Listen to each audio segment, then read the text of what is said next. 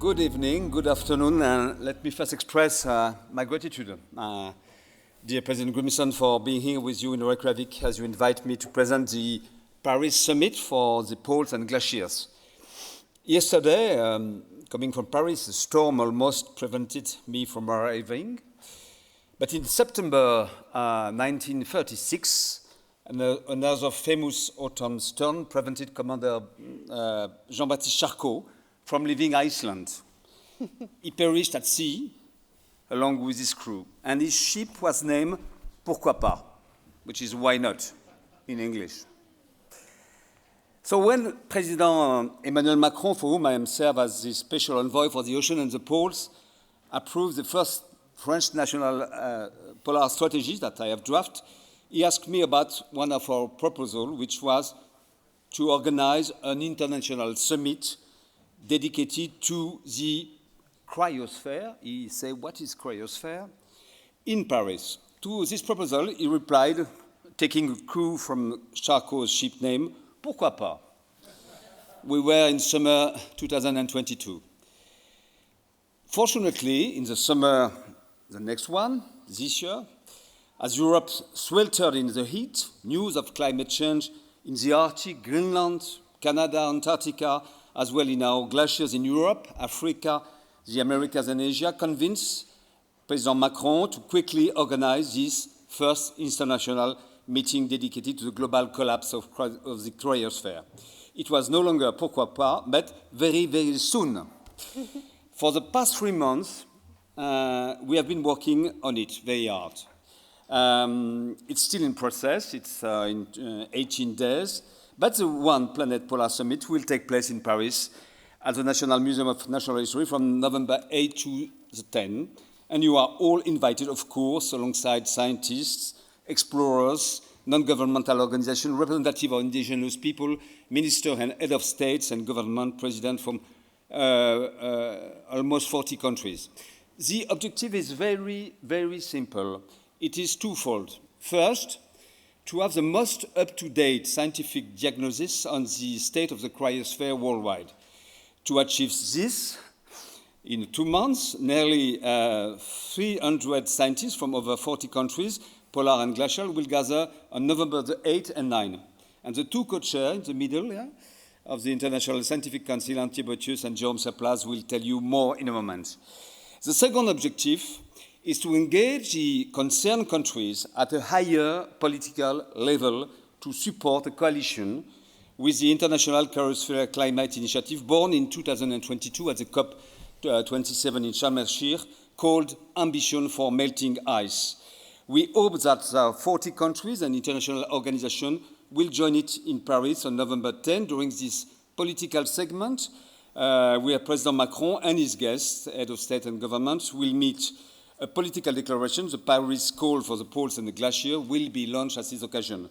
It will call on the international community to invest heavily in scientific research on the poles and glaciers with an emphasis on enhanced international cooperation. Because we must act quickly. For political leaders, the hot crisis, such as the current war in Ukraine led by Russia or the dramatic tension in the Middle East and the wars in Israel and Palestine are probably clearly the most significant. But the cold crisis, those affecting the planet through climate, biodiversity, ocean, forests, and also the cryosphere are no less important. As you know, by 2100, 3/4 of the world's 200,000 glaciers will have disappeared, depriving 1 billion people of water supply, 1 billion of people of water supply. By 2000, at the same year, at the end of this century, in addition to the warming of the sea, the melting of Greenland and Antarctic ice sheets will have caused a global sea level rise of 1 meter minimum, affecting 1 billion citizens living in the coast. So after the One Planet Polar Summit, we will bring the Paris Call for the Poles and Glaciers to Dubai in early December during the COP28. And it owes much to you, President Grimson's immediate commitment for the One Polar Summit existence. With my colleague Guillaume Bazard, the French ambassador in Iceland, we will be very happy to help you to organize a meeting of the countries we have signed the Paris Agreement in your next edition of the Arctic Circle in 24. And finally, in June 25, in Nice, France, during the United Nations Major Ocean Conference, which we will organize with Costa Rica. So that's the program for the years ahead, but above all, we look forward to seeing you after Reykjavik go to Paris for this first international summit dedicated to the Cryosphere.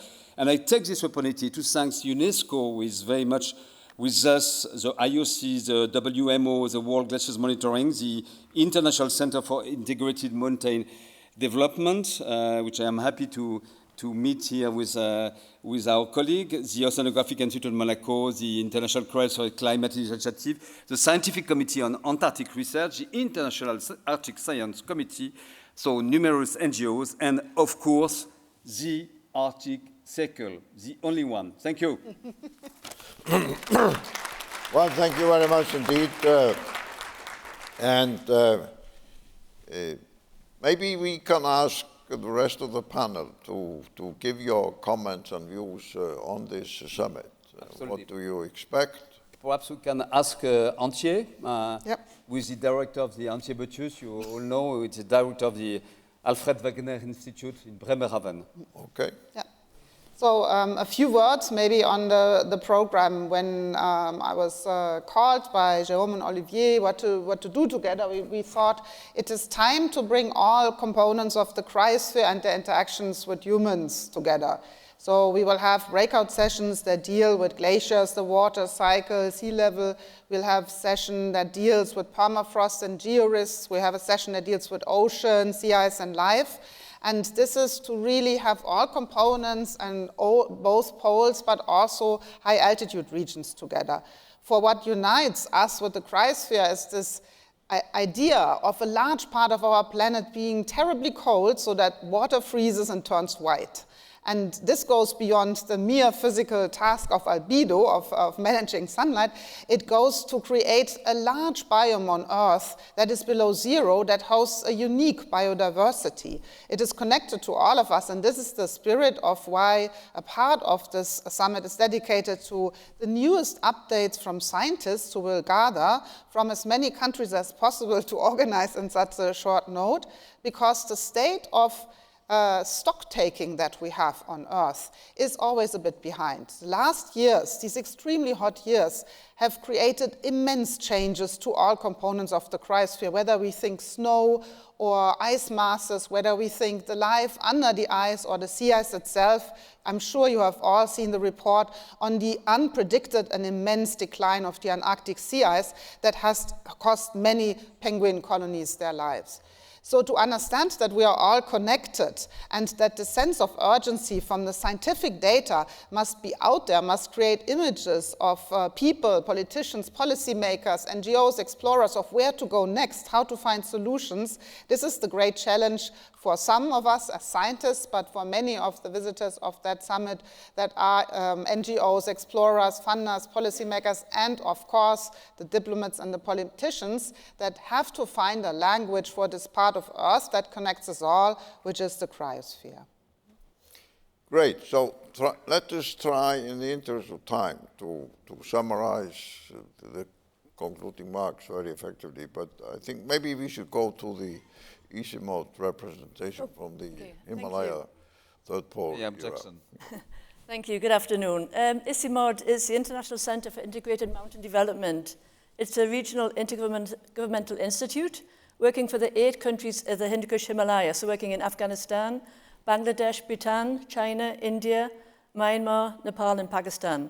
And we're delighted to be an organizing partner for the One Polar Summit, the first summit to include both poles and terrestrial glaciers and the cryosphere generally.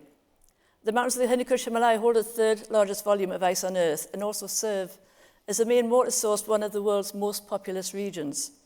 1/4 of humanity, nearly 2 billion people in Asia, rely on rivers that originate in the Hindu Kush Himalaya for their water, food, and energy security. So the humanitarian impact of cryosphere changes happening here at an unprecedented speed are not equaled anywhere else on Earth because of the huge population there. And people are now devastatingly exposed to the consequences of our failure to decarbonize our economies and limit temperature rise and associated risks. ICIMOD published a major report this summer, High Rise Himalayan Water Ice Society and Ecosystems, where I was a chapter lead and editor, and showed that the HKH is warming at an average of double the global average, and that means glaciers here are changing faster than ever, and much faster than we'd expected. In fact, in the past decade, they've changed 65% faster than the previous decade. So things are really speeding up. On current emissions trajectories, 2/3 will be gone by the end of this century. There's people alive now who will see that. This leaves a region of 2 billion people on the brink of systemic risk. And we're already seeing an alarming rise in water and cryosphere-induced hazards and the consequent disasters. Just this year, nearly 2,000 people lost their lives in climate disasters in the mountains, over 1,000 of them to floods, including floods from glacier lakes. At ICIMOD, we're responding to this crisis as fast as we can. At the regional level, our scientists are managing the risks and supporting transfer of knowledge and tools, such as early warning systems. We're communicating risk from air pollution that also accelerates glacier melt with our regional member countries to build the public support for the transformation of energy, transport, agriculture that's needed to limit the consequences of cryosphere loss. At the global level, we're joining with allied organizations, such as these here today in this room, to increase awareness of the crisis of the cryosphere, making the links between cryosphere change and sea level rise, cryosphere change in water resources, cryosphere change in the habitability of large areas of Earth, and we're being much more vocal and visible about advocating for global governments to step up on delivering the commitments made under the Paris Agreement. We're also advocating for key stakeholders in our networks to act to make averting the fast disappearance of ice and snow a strategic priority, and we're asking allies to back our global campaign, our SOS from the roof of the world, Save Our Snow. If you look at Google for ICIMOD and Save Our Snow, you can join the campaign. But we need to go much faster, and for that we urgently need support. As this summer in our mountains already shows, the crisis here is every bit as existential as it is also for the small island states. The potential humanitarian consequences of continued inaction are too great to do otherwise.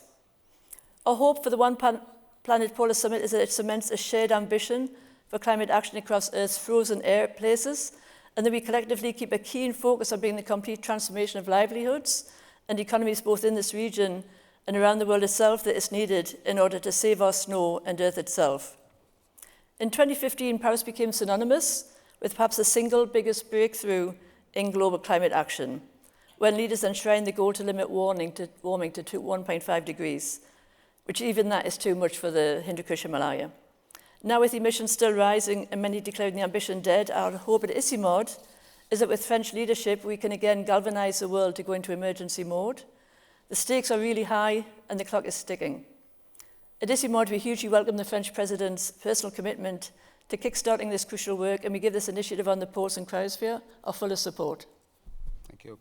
Good. So, let me finally invite you to give us a short perspective from your... In a few seconds, thank you very much, Mr. President. I think it's really a unique opportunity for us scientists to address policymakers and heads of state and show them how important the cryosphere is, not only because we all know about the processes, but because we are all connected on this planet. And what happens in the Arctic, what happens in Antarctica, what happens on the third pole, on the Tibetan Plateau, in the Alps, in the Andes, that matters for all of us. And through these 2 scientific days, we want to actually make the best possible statement about the science. So we started from the IPCC conclusions. We are updating them because we know that many things happen in the cryosphere and associated component over the last few months and years. We want to address the question of tipping points. We all know that science is not well settled for some aspect of it.